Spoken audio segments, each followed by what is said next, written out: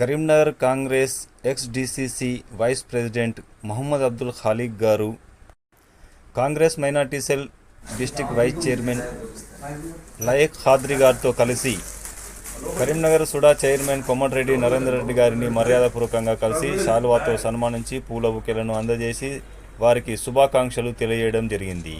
ఈ కార్యక్రమంలో వారితో పాటుగా సిటీ కాంగ్రెస్ ఉపాధ్యక్షులు షెహన్షా గారు తదితర నాయకులు, కార్యకర్తలు పాల్గొన్నారు.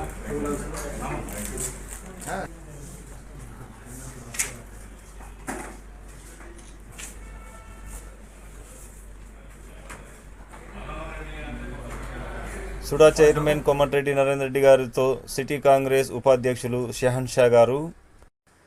For more updates please subscribe.